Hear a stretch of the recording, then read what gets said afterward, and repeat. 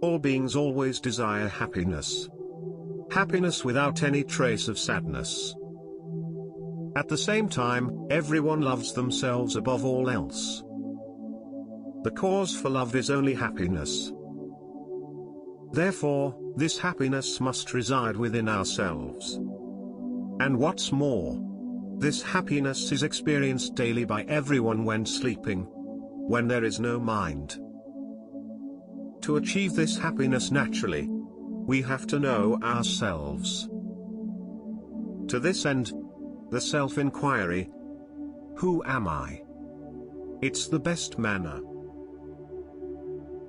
The nature of the real self is happiness. They are no different. The only happiness that exists is of being. This is the truth. There is no happiness in the objects of the world. It is because of ignorance that we imagine that it derives from them. If, as men commonly imagine, happiness depends on external causes, it is reasonable to conclude that your happiness should increase with the accumulation of possessions and decrease with your reduction.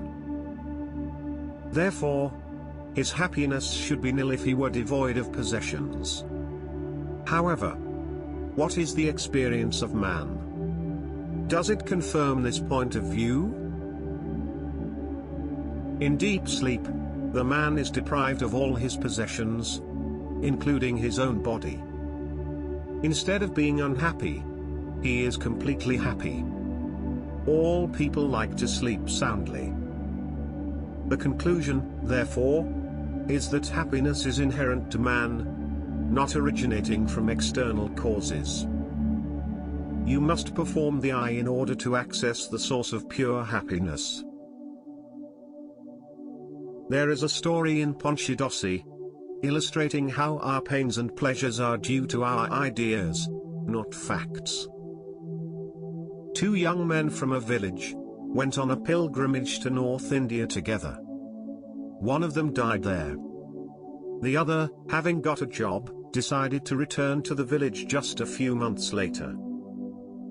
In the meantime, he met a pilgrim on the way and sent a message through him with news of himself and his dead friend. The pilgrim conveyed the news and, in doing so, inadvertently exchanged the names of the living and the dead. As a result, the dead man's family was happy that he was well, and the family of the living man was saddened, believing that their young member was dead. I used to sit on the floor and lie on the floor. No covers to get in the way. That's freedom. The sofa is a nuisance, a prison for me. I am not allowed to sit where and how I want. Isn't it really a prison? We should be free to do what we please and not be served by others. No wanting is the greatest happiness. This can only be accomplished through experience.